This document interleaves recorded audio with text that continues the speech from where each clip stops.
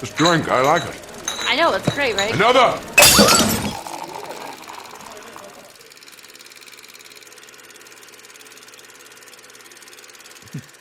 What is going on, guys? Welcome to a brand new episode of Film on Tap, where we've got the tap that never runs out. And today I am joined by my buddy Andres. Nancy, unfortunately, couldn't be on this episode this week. She is sorely missed, but she'll be back next episode. Needn't worry. But of course, I'm joined by my buddy Andres today. Andres, how are you, sir? I'm doing a lot better than I was 2 hours ago because we just dealt with a electrician crisis just now. Apparently that was solved in 5 minutes.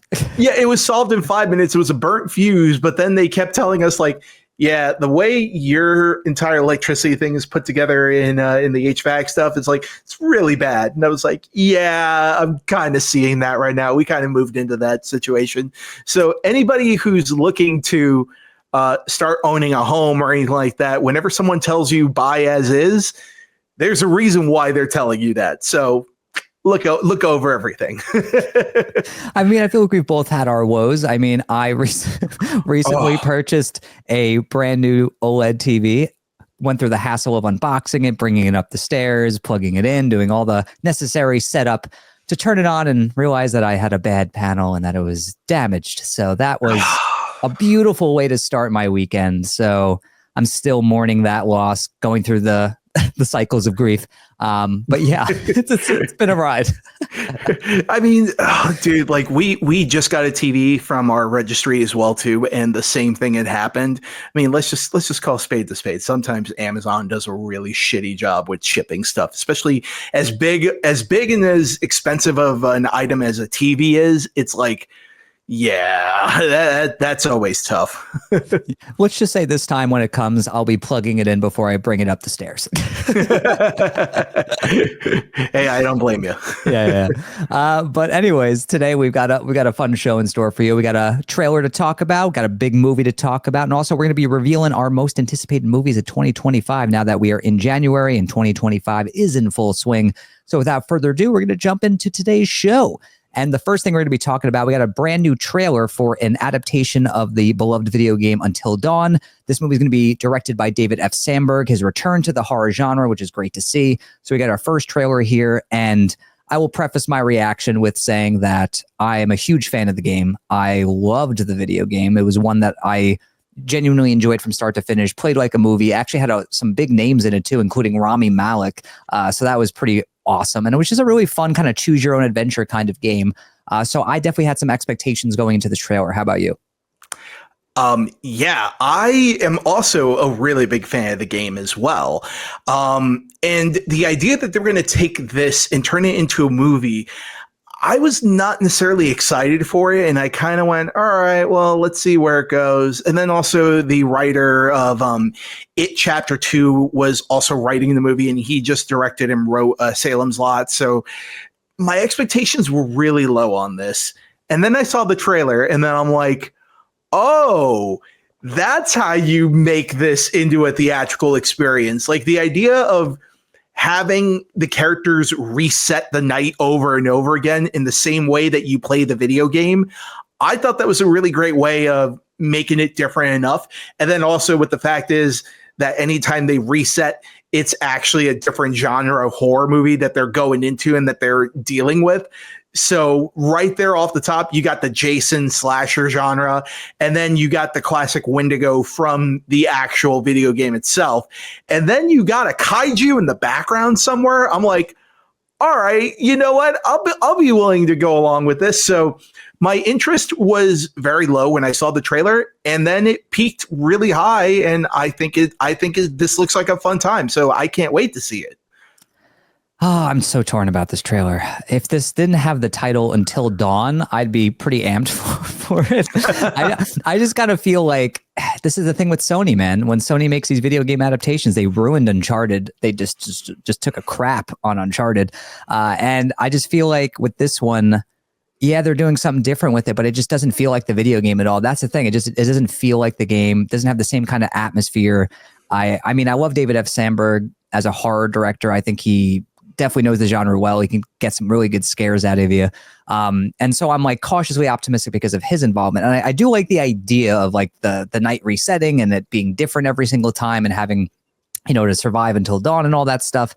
But my main issue is that it just feels like it's just taking the title of the game to sell tickets while trying to do something completely different. Like if this was a horror film that had a completely different title, had nothing to do with the game, I would be far more excited. But as a huge fan of the game, I couldn't help but feel underwhelmed with this trailer, thinking that they were just trying to use the title of the game in order just to sell tickets. And it just kind of rubbed me the wrong way. And I don't know, I'll still see it most likely, but I just don't think this is going to be a very faithful adaptation. Yeah, and I definitely do agree with you in the sense that, again, I'm coming at it from my expectations was like pretty down in the dirt. And then the more I saw it, the more I'm like, all right, I'll be willing to give it at least another shot before I make a final thing. But again, David F. Sandberg, like he's one of those directors that he does really strive to make fun stuff. I mean, granted, Shazam, Fury of the Gods notwithstanding, but he does strike me as the type of filmmaker that really does try to make something that's fun. And I think by getting him back into horror, giving him that R rating, I think we're in for something that might surprise us, or who knows, it might turn into Kraven the Hunter. Oh God, I freaking hope not. Dear Lord. I just thought it was funny after I think when they came out with a little featurette before they released the trailer of Sandberg talking about his approach to the movie, and like every single comment, so it's like, oh, so this isn't Until Dawn. Got it. Like it was just like, yeah, that was my exact reaction. It's like literally, it's like everything he was saying. It's like, oh, so you just don't want to do the game. You just want to do your own thing. Just then make a different movie. Just call it something else. It just, I don't know. Like, or let's go play the game. Yeah, just go play the game. I mean, look, I didn't have a problem with them like recasting the movie. I love the fact that Peter Stormare is still there, albeit he's a different character. He kind of looks like he's like the gas station guy from Cabin in the Woods. That's what it feels like he is in this trailer, which is really funny.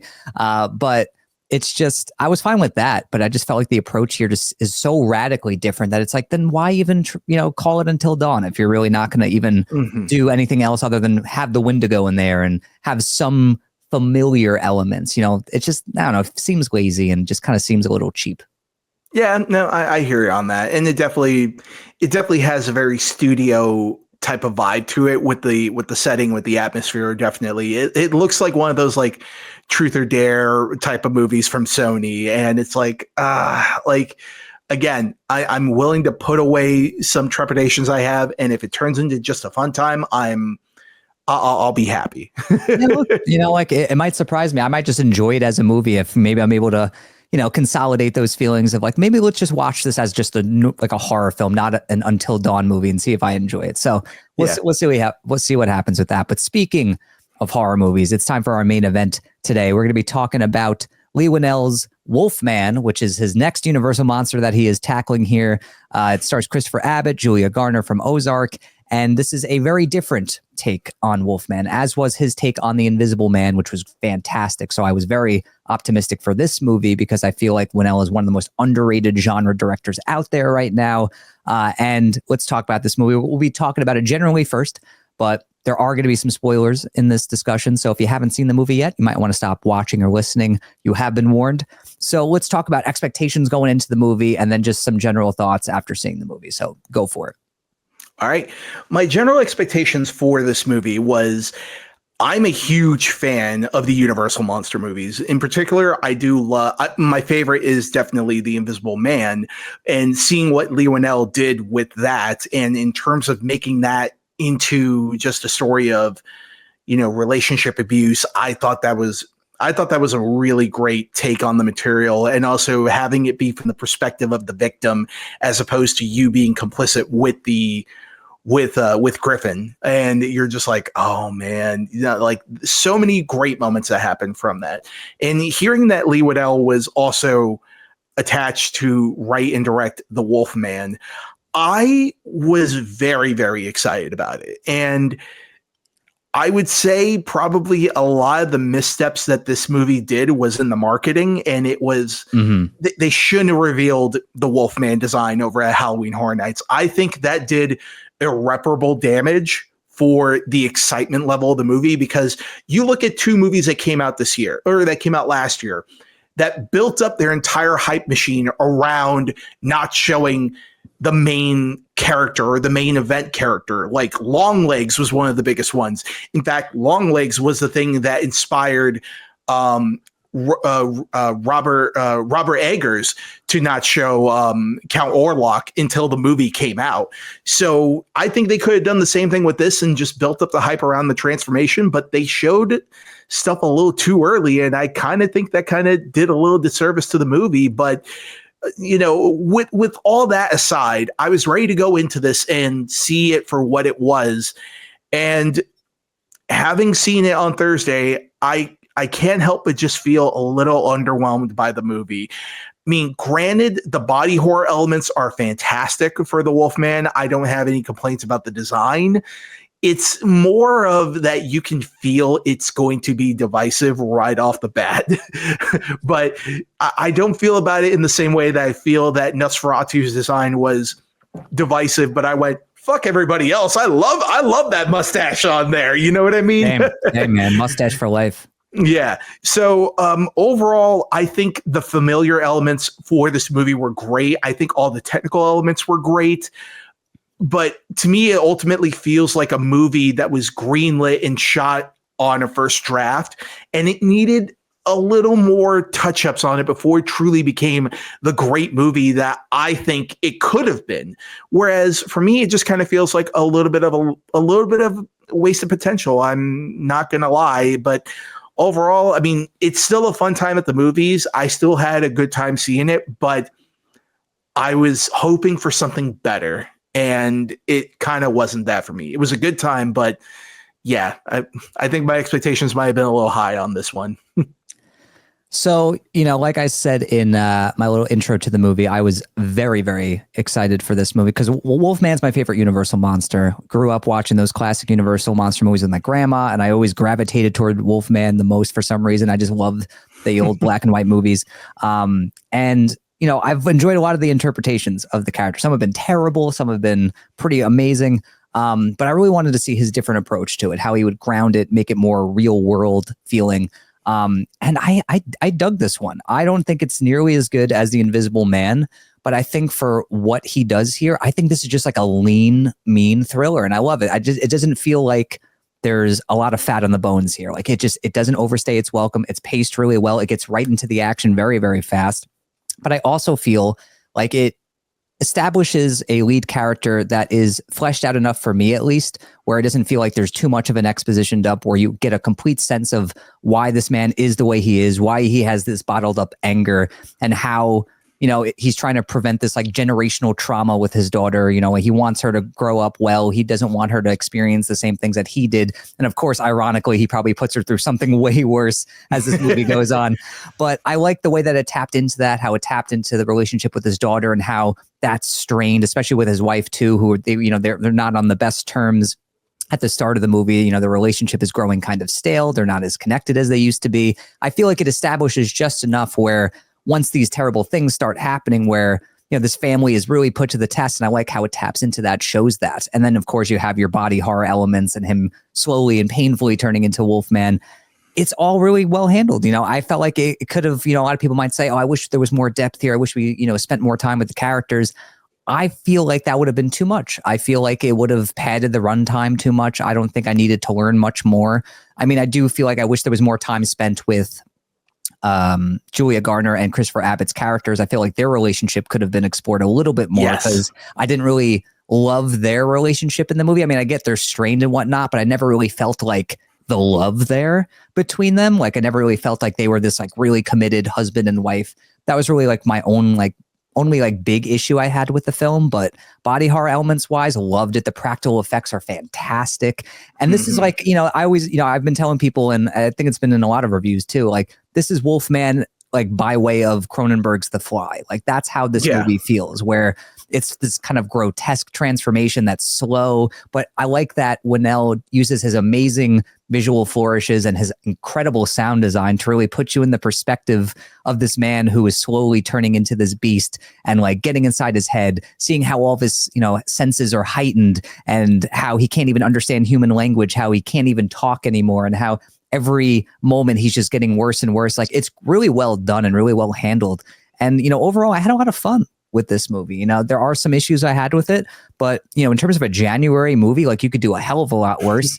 And, I think it just continues to show Winnell really has a good grasp on these universal monsters. And I hope they keep giving him more because I think he's built for this. I think he could really crush it. I love him.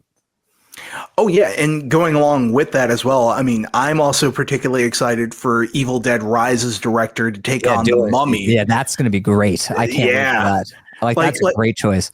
That's a great choice. And immediately right off the bat, I remember telling that to Jen because the Mummy, the Brendan Fraser Mummy is one of our favorite movies to watch together. Same. It's so watchable. It's so good. I think that's probably I think the original might just be my favorite Universal monster movie. I mean, I've watched that movie ad nauseum. It's kind of ridiculous.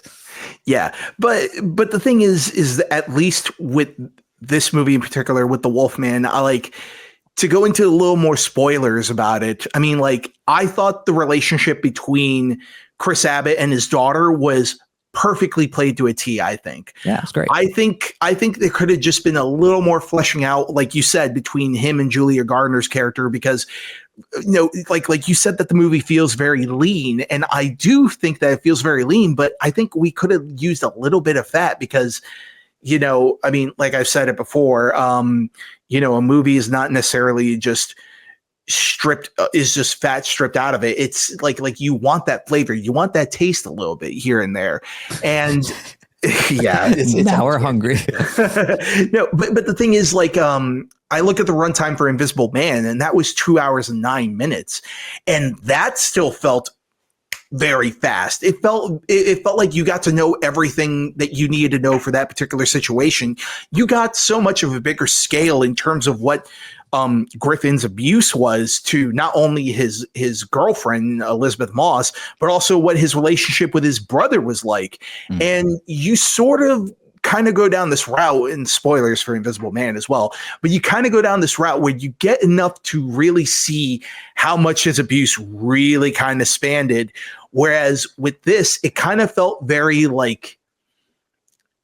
surface level at points. And like, okay, we understand that he's not trying to do this with his daughter, but I kind of wanted to see it expanded upon. And I kind of wanted to see, smaller moments played here or there. Like maybe you establish in the very beginning that he's very much just this very caring father individual that doesn't like it when his darker side comes out. And maybe if we saw more of that change during his transformation process, like just something to where it's a little more of a dichotomy between who he was as a human being. And then when he starts to become this feral creature, you start to see the transformation in that sense as well. And then you feel it emotionally.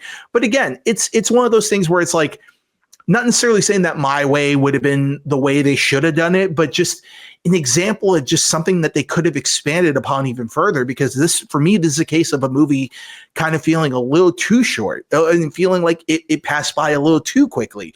I wanted to stay in this world a little longer. I wanted to know more about these characters, not necessarily about their backstories, but just I wanted to see more of them, if that makes sense. I wanted to see more of the relationships between everybody, and also even a little more of the relationship with him and his dad as well, too. I mean, like, spoilers as well, too, when his dad disappears into the forest and doesn't pop back up, it's revealed later on that the Wolfman who actually infects him turns out to be his dad, because he has the tattoo on him. I mean, as predictable as that reveal was, I thought it was still super effective the way they handled it, though.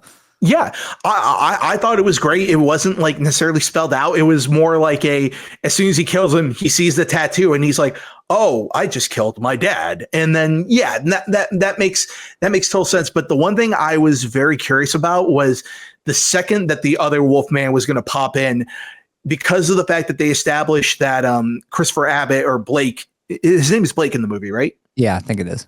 Sorry, because we also arrived at the movie 4 minutes late because apparently our AMC decided to skip out on all the trailers. No, dude, the same thing happened to me. Oh, no way. No, literally, I'm glad it happened to you too, because I was stunned because I walked in not even 5 minutes late and it was the opening scene already. I was like, what is this, like a pre-screening or something? I mean, luckily I didn't miss much, like it was like right at the point where he's taking his son into that tower in order to hide from the beast or whatever. But like, I don't even know like what else I missed. But I was like, since when does AMC do this? Yeah, no, the same thing happened to us.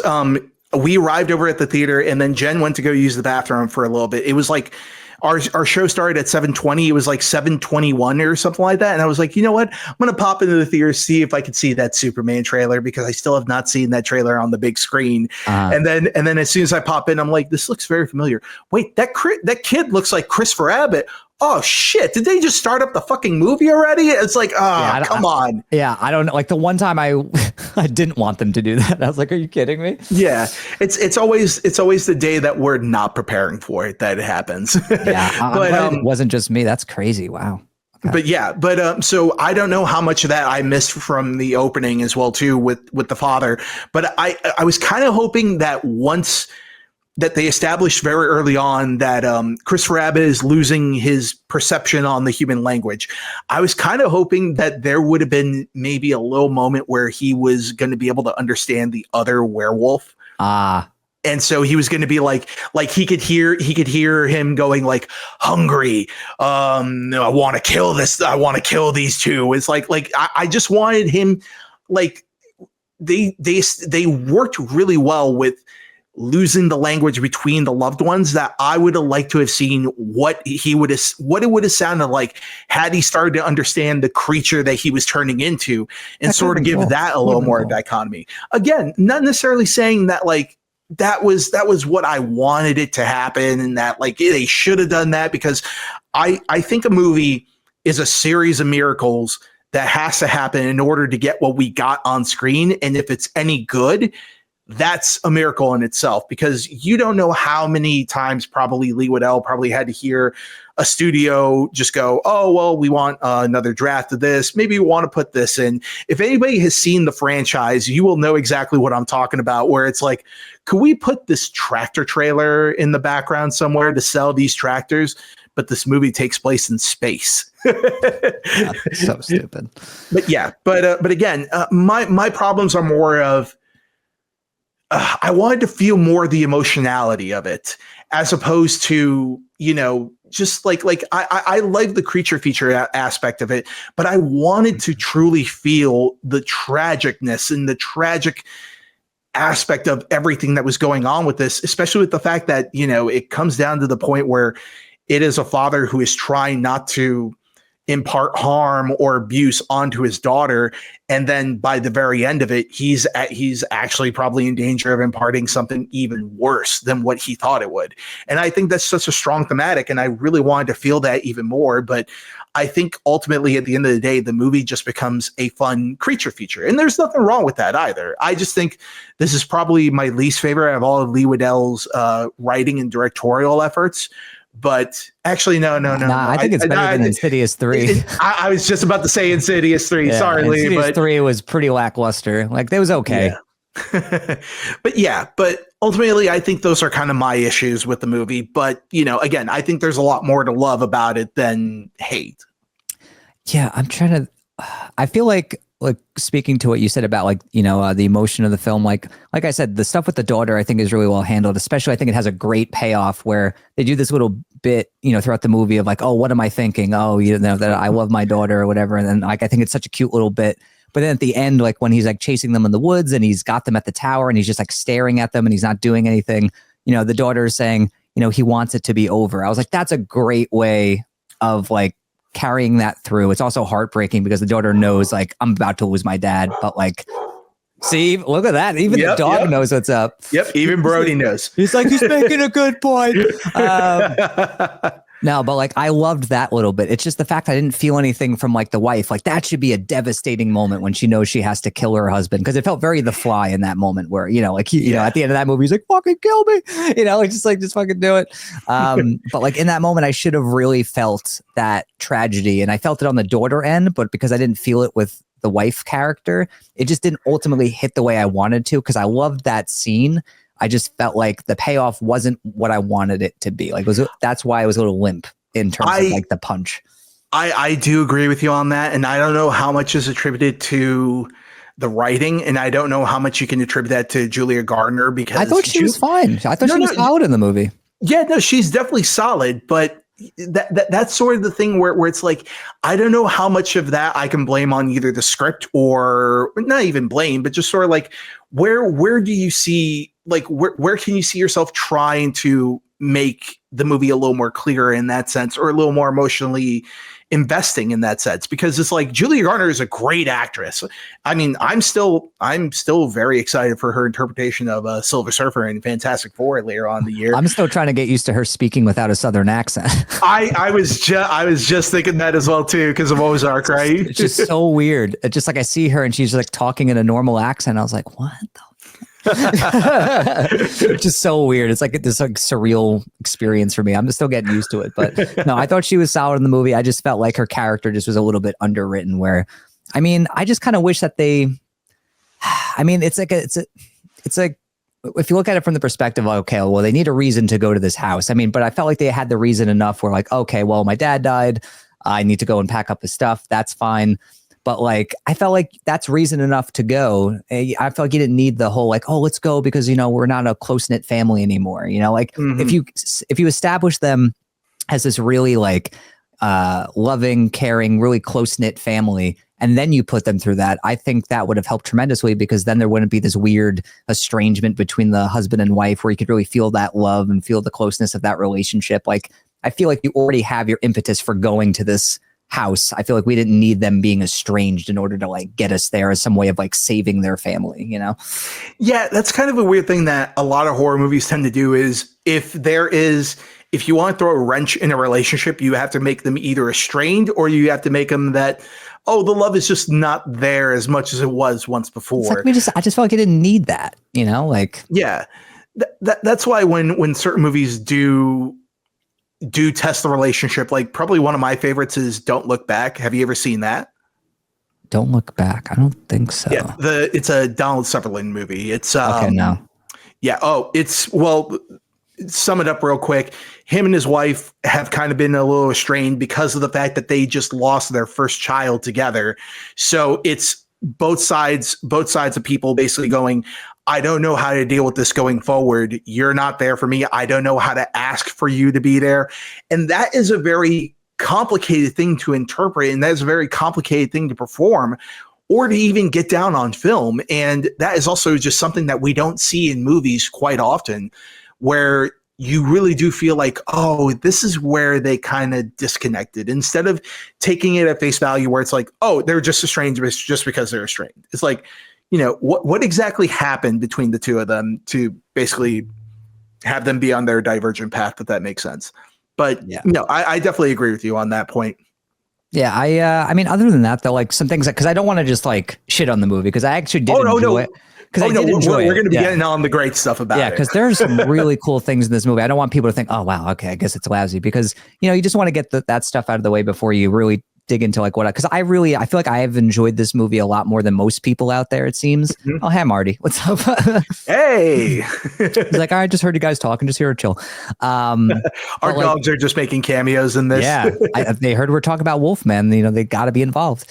But some things I really like. The thing I love about Leigh Whannell as a director is that like he can take the ordinary and make it feel different and make it feel unique. Like this movie's like Upgrade, super underrated, like Invisible Man, where he's able to do stuff with the camera and with the sound design that's just so unique and so him that makes it a really immersive experience. So like here, as Blake is transforming, seeing him from his perspective, like doing these amazing like one take sequences where like you shift from the real world to like what his world is like, where colors are overblown, his senses are heightened, human language sounds like gibberish essentially.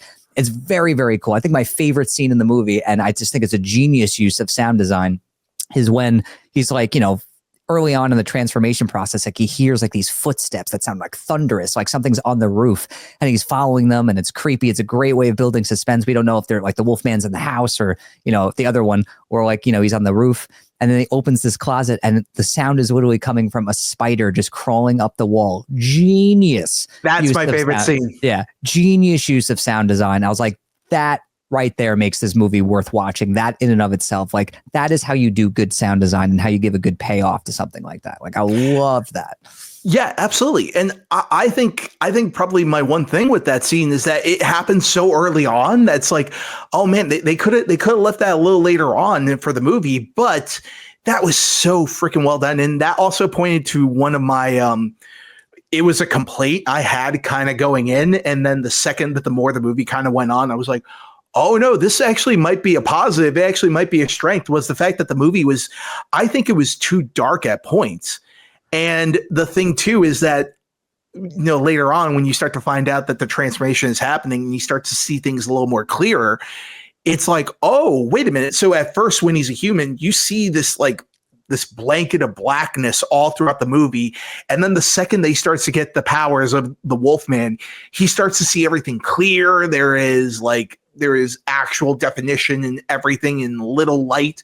And that turned into probably another one of my favorite scenes is when the wife and the daughter are in the basement and they don't know if he's right there looking at them. So cool. And then it flips over and then he's just staring straight at them and they're not even sure. That is horrifying. Yeah, I think they did that in the barn too, which is like a really great way of like building suspense, not knowing, like, especially when you shift back to the real world, like when he's going to appear, like that stuff was like really well done. And I thought that was like a really clever way of like getting inside his brain as that stuff's happening and making you feel like what it would be like to go through something like that. And I thought that was super well done. And there's some like cool sequences of suspense and tension, especially like when that other Wolfman pops up and like chases down his family and he's basically trying to protect his family as he's like, it's basically like a Wolfman versus Wolfman fight, which I thought was like really fun and entertaining. And I will think that, like you said, I think early on, that Universal Monster Nights or whatever Horror Nights thing really did them a disservice because neither of the Wolfmen look like that. Like neither of them look nearly that bad. The design in the movie, especially with the lighting and cinematography, looks fantastic. I had zero complaints with how they looked. I thought it was very cool, very unique. So do not think that the Wolfmen in this movie look like anything like that picture. I knew when I saw that, I was like, there's no shot it looks like that in the movie. No way.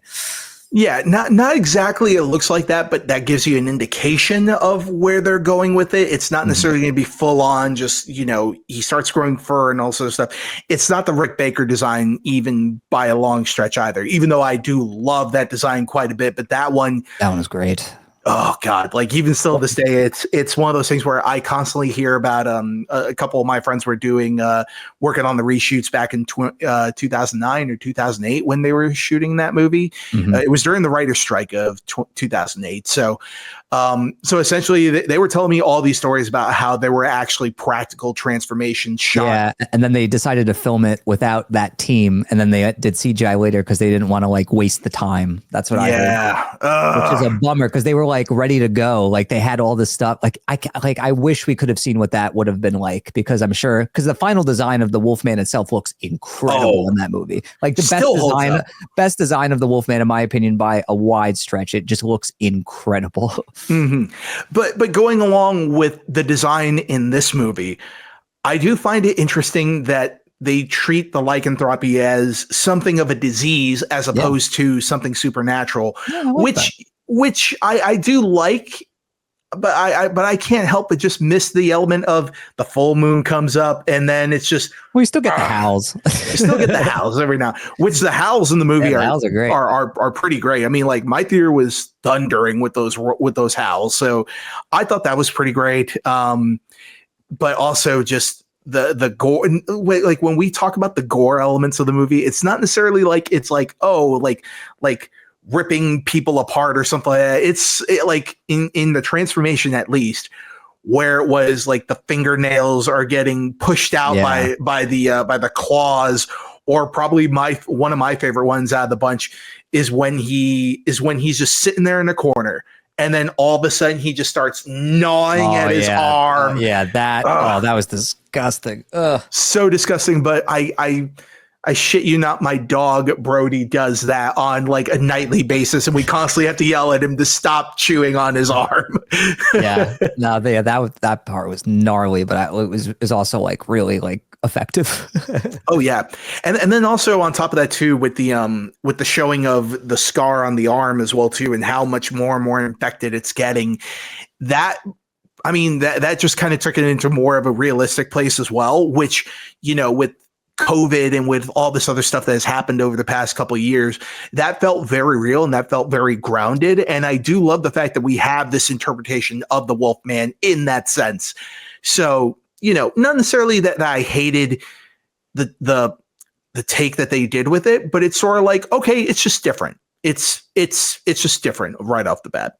Yeah. So like, I enjoyed the different direction that it went in. I liked a lot of the visual and audio elements. I feel like it's got a great atmosphere, great tension. And yeah, I just like at the end of the day, like I enjoyed it. I had fun with it. And, it just still makes me interested to see what Winnell does next as a director, whether it's another Universal monster movie or if it's just another genre movie. Honestly, I'd probably be more excited for the latter because I just, I want more movies like Upgrade or just different things that are just original and fun like he's been able to do. So, I just think Winnell is just super underrated. So it's great to see him, continue to get projects like this where he can really flex as a director. But yeah, what would you give this out of 5 pints if you were to give this a rating? If I was to give this a rating out of 5 pints, I would say that the movie is very fun. It's a little underwhelming at points, but not necessarily in the sense that everyone else is saying with like, the design work or anything like that. It was more that I wanted more from all these characters. And I know Winnell, he's capable of doing this type of stuff, especially with something like The Invisible Man, where you felt like you got so much meat on the bones with those characters and with the situation that to transfer that over to the Wolfman, that would have been as I think it was much more of a complicated task to bring The Invisible Man to a real life venue than this would be. But overall, I would say this is actually a very fun movie. It is one of those go with an audience and watch everybody, cringe at all the body horror elements. I think the body horror elements in this are what separates this movie from all the other interpretations of the Wolfman. But having said that, it's not a perfect movie, but it's a very fun movie. So I overall would give it a 3 out of 5. 3 out of 5 pints. Okay. Yeah, I'm going 3.5 just because I really appreciated the creativity and I just found myself having a lot of fun with it. I was never bored and I just felt like, it did something different with this character that I appreciated. It wasn't just like a rehash of things we did before. It didn't just try to play the greatest hits. I think Winnell did something cool with this character. And I think it's interesting that I think a while back, they rumor that Ryan Gosling, I think, was supposed to be the Wolfman and then he kind of dropped out. Yeah, so he signed on. Yeah. So like now in my mind, it's like I was trying to picture like what I feel like it wouldn't have been as effective if he was there just because he's like such a face. You know what I mean? Like where don't get me wrong, super talented actor, but someone like Christopher Abbott, who's not incredibly well known, but like someone who like is very believable as like an everyday guy. I feel like it's just more effective in this film. And I enjoyed it. It's not perfect, like Andre said, but, I had a really good time with this one. And I think you should just give it a shot, especially if you're a fan of these Universal monster movies, or if you just want to see a fun thriller, go for it. So I'm going to give it 3.5 out of 5. So that's the Wolfman review for us all. But now that we are in 2025, it's time to talk about the movies we're most excited for. So Andres and I, we're going to be talking about the movies we're really looking forward to this year, movies that are on our radar, movies we cannot wait to get our eyes on. So if you got a little list, Andres, you could shoot some off, some ones that you're really looking forward to. So like, what do you got on your list? Well, some of the ones that I'm looking forward to right off the bat in no particular order, except for one in particular. Right off the bat, I can't wait to see the I Know What You Did Last Summer reboot that's coming out. I heard about that. That I think is going to be a lot of fun, especially when you've gotten Freddie Prinze and Jennifer Love Hewitt back in on this. If it's the good side of what Scream did, I'm going to be very excited to see this. Okay. But yeah, that's one. Also, because I'm such a big horror nut as well too, Final Destination Bloodlines, I'm looking so forward to seeing that as well. I'm looking forward to that. I do like me a good Final Destination. Yeah, and especially with the crazy stories about how the directors actually scored that movie with the studio very quick. They essentially had a Zoom meeting with the studio heads, and they actually faked their death on camera to the I heard about studio that. heads. Amazing. And I'm like, damn, if someone could do that, absolutely on a Zoom call and have someone buy that, you know what? Go ahead and give him Final Destination. And it's also being produced by John Watts as well, too, which he's done a great job with sort of younger cast characters like, the Spider-Man movies, of course. And then also I loved his direction in Cop Car as well, for anybody who hasn't seen that. But yeah, those are two right off the top right now that I'm looking forward to. Not necessarily, I'll get into a couple more as we keep talking. Yeah, I mean, I've got a pretty decent list here. I mean, some movies I'm really looking forward to this year. The Accountant 2. I feel like this is like on no one's radar, but I loved the first movie, and then we got a sequel here with Gavin O'Connor coming back to direct, Ben Affleck back, John Bernthal back. So like we got the main crew back for this one. I'm just hoping it's as good as that first film. Love the original, so I'm hoping that the sequel lives up to what that original did. Also, really looking forward to The Monkey, which hits theaters next month. This is from Osgood Perkins, who did Longlegs. This is his new horror movie based on a Stephen King story. It looks like so much fun. It looks right up my alley. I cannot wait to see it. Also, really looking forward to Mickey 17, the new Bong Joon-ho movie, which I think looks like a blast. I think it looks far different than what I was expecting. Robert Pattinson looks amazing in it. It just looks like a really fun sci-fi film. And then, of course, Thunderbolts, really looking forward to that. Mission Impossible, Final Reckoning, cannot wait for that movie. And then, I'm also really looking forward to Life of Chuck, which is a Mike Flanagan, Stephen King adaptation, which I've heard nothing but incredible things about since it premiered at a film festival back in late 2024. Stars Tom Hiddleston. Apparently it's supposed to be this really amazing feel-good movie, so that should be right up my alley. But yeah, I got some others on my list, but what else you got? I mean, just to really touch on Life of Chuck real quick, I mean, that's also on my list as well. But for a movie that is written by Stephen King and people go, wait a minute, a feel-good movie by Stephen King? When has he ever done that? It's like Shawshank Redemption. He does do quite a bit of other things. Like one of my favorite stories is Stephen King was actually at a signing for one of his books. And then some woman came up to him, didn't even have a book, and was like, why can't you make nice movies like the Shawshank Redemption or something? And then he literally just goes, ma'am, I wrote the short story for the Shawshank Redemption. Yeah. So just stuff like that. And I like Life of Chuck is apparently being billed as Mike Flanagan's masterpiece, and all the critics are uniformly in the same league on that, where they're like, it might be his best thing. And I loved Dr. Sleep, and I think Mike Flanagan's amazing. His shows, his movies, I mean, the guy is just incredible. He's just a talent machine right there. But kind of going on a couple other things that are coming out definitely in the end towards the middle of the year.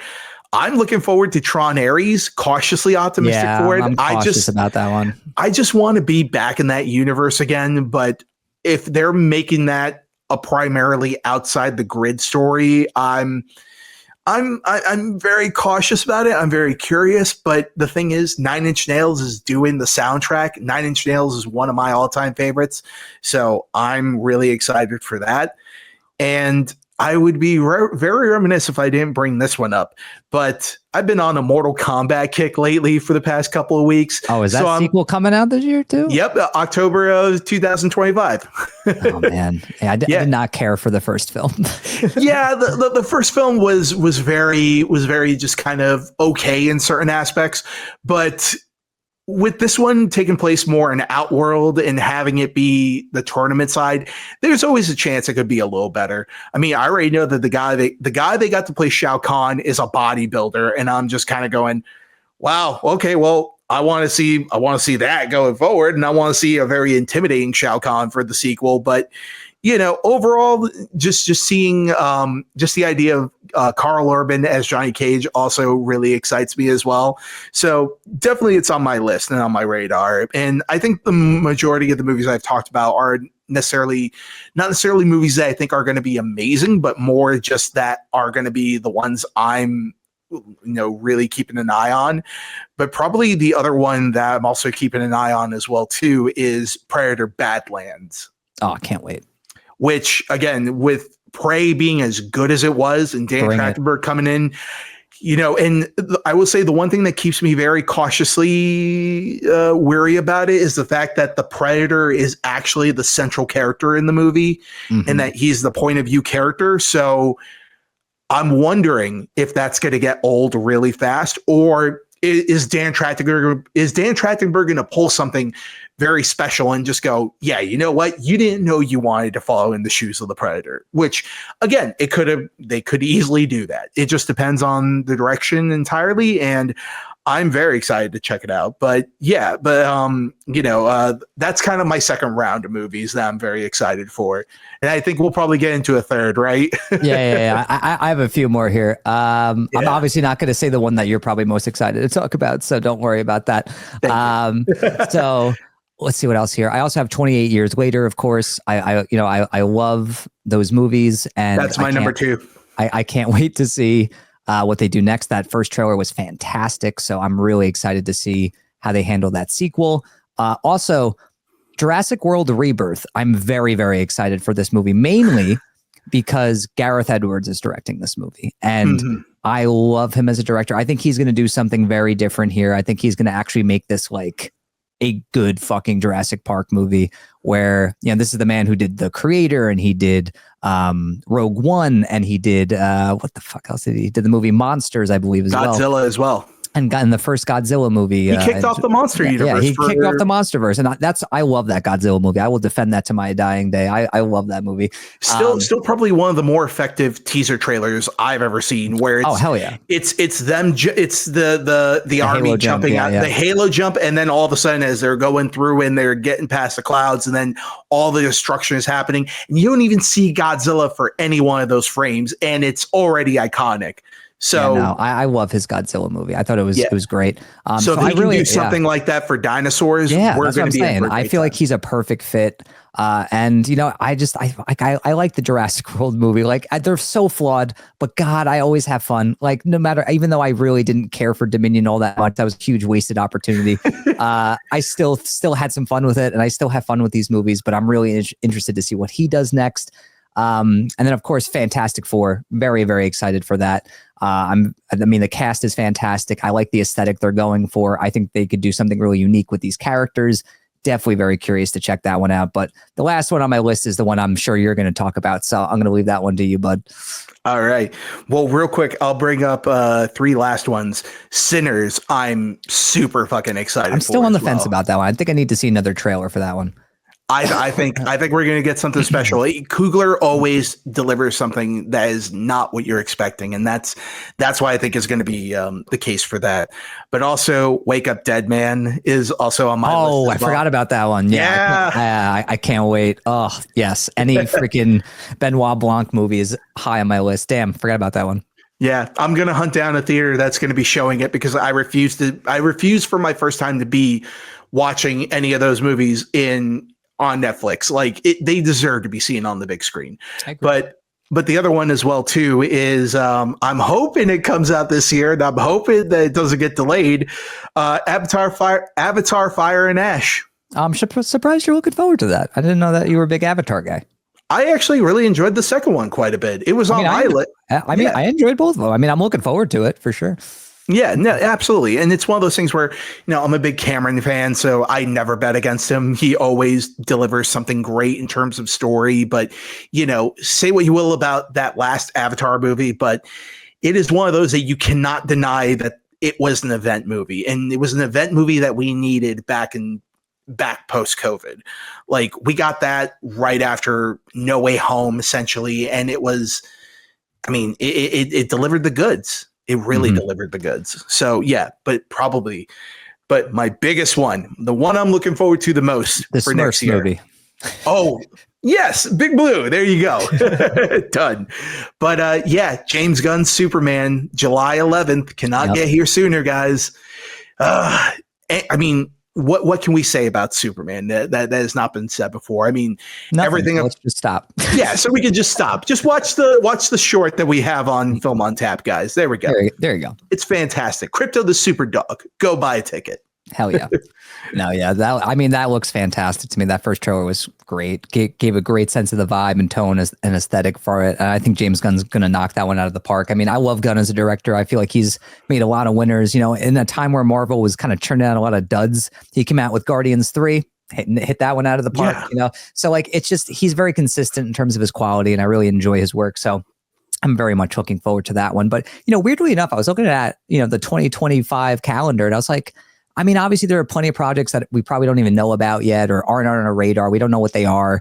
But I was looking, I was like, there's not a ton of like big things I'm looking forward to at going through the 12 months. I was like, I'm kind of surprised my list is so short.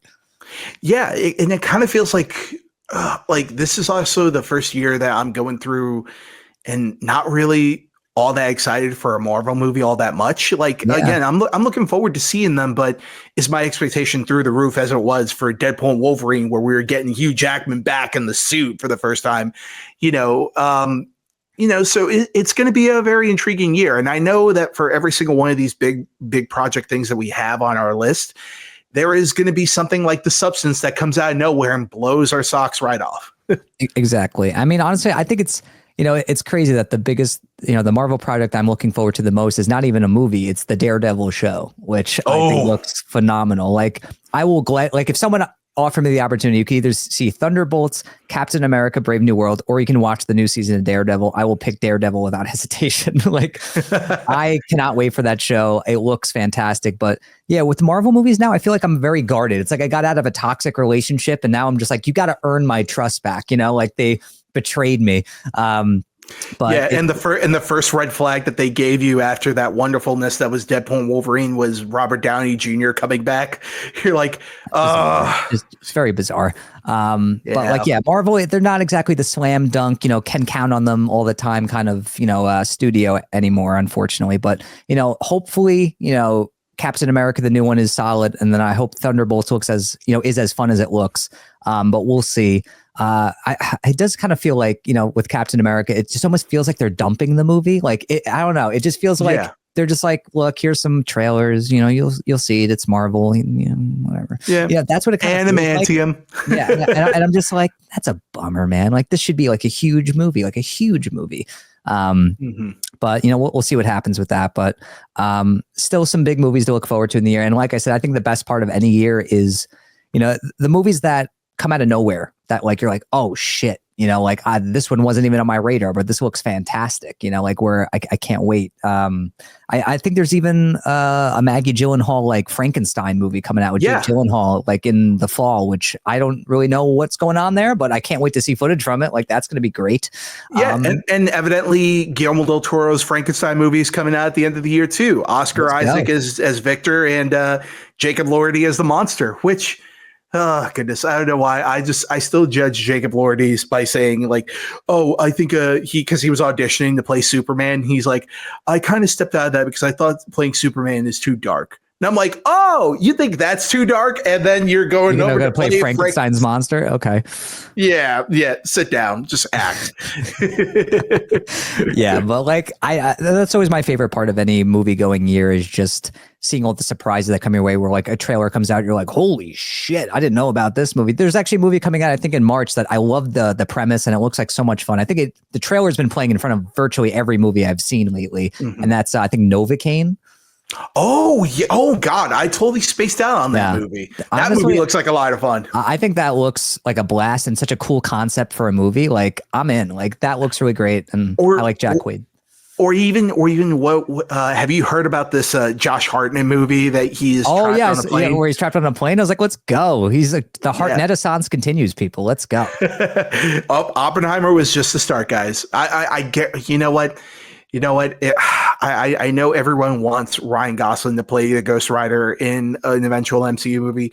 My pick for the past 15 years has always been Josh Hartnett. He would be good. Honestly, Yeah. Arnett is fantastic, man. I love that he's making a comeback. I've always loved him as an actor. So to see him like pop up in a bunch of projects now makes my heart happy, makes my heart full. Oh yeah. No, I can't wait for that stuff. And also, like, I'm a Jason Statham guy, so I just love that he keeps making the same fucking movie again and again, and it looks fun, and I can't wait. I mean, it's literally David Ayer doing, he's coming back after The Beekeeper, and they're teaming up again for A Working Man, and it literally just looks like the same movie, but I can't wait to see it. It just looks like fun.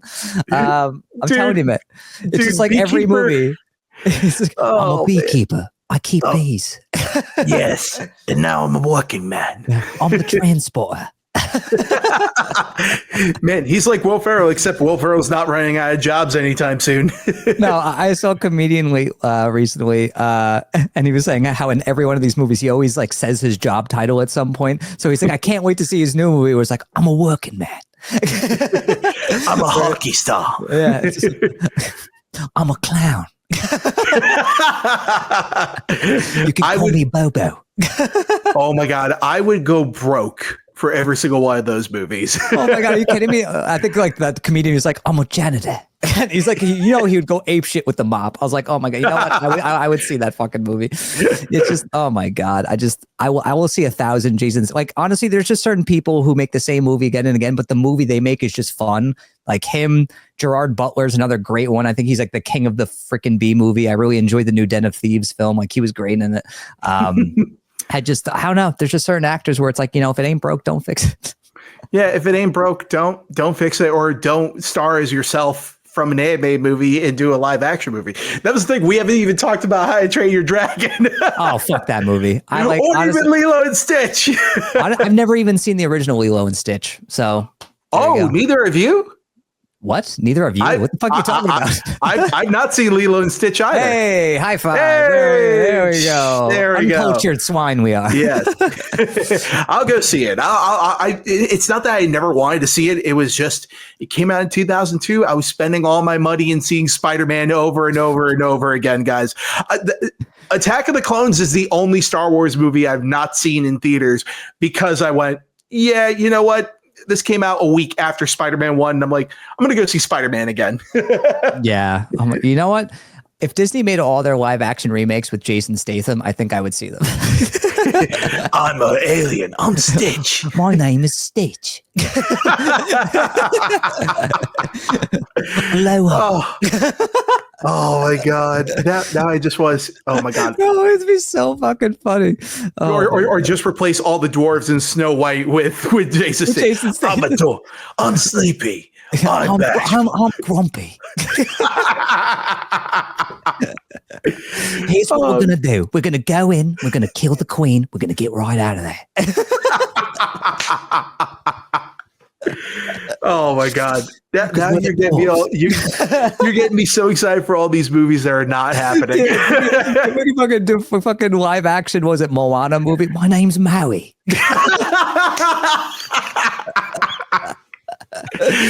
I'm a fucking demigod. I'm a demigod. You're welcome. Oh, Jesus Christ. I feel like once you start doing the Jason Statham voice, you can't turn it off. It's a problem. It is a problem. It's the best problem they had, though. Mirror on the wall. Oh, no. Oh, God. Oh, come on. You're telling me you wouldn't see a Jason Statham Snow White movie? I would pay $1,000 to see that. Listen, I would pay to see the Jason Statham movie. But the part of me that's more disappointed is the fact that that's not what we're getting in the I know. Oh man. But apart from that, I mean, I think this is a good place to call it. What do you think? Yeah, I think so too. Otherwise, I'm just going to keep doing Jason Statham rants. It's the end of the show. Here we go. It's the end of the show. All right. So listen up. I will say, if you want to hear a quick Jason Statham story, I was working on the set of Transformers 3, where his now wife was playing the love interest. And at one point, me and my best friends, we were on a bus and we were passing through the set of Transformers, and he was right outside with his girlfriend at the time. And then literally when we were stopped on the bus, all of a sudden, me and my buddies, we just went out the window and we just started yelling, "Fuck you, Chelios!" And then he looked at us and then he just gave us the biggest smile. And I'm like, yeah, he knows. Love it. And that's why Jason Statham's the best. And that's why he should be in everything. Yeah.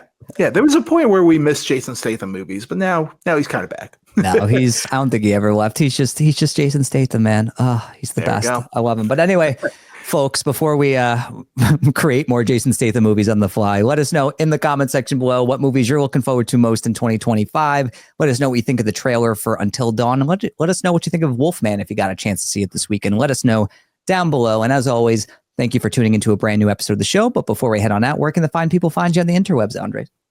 All right. Well, you can find me on Film on Tap here. You can also find me on Twitter and Instagram as Galagos. You can also find me on Letterboxd as Galagos. You can also find me on the High Voltage Media channel with my buddy Steve, where we do several retrospective reviews.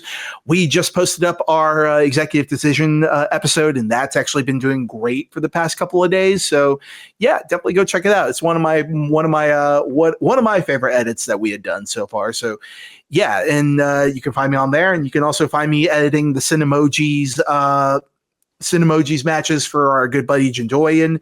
The last one that just appeared was Chandru versus Amaru, and that is a geek match, and there's some little surprises here and there for it. So yeah, go check that out. Very, very nice.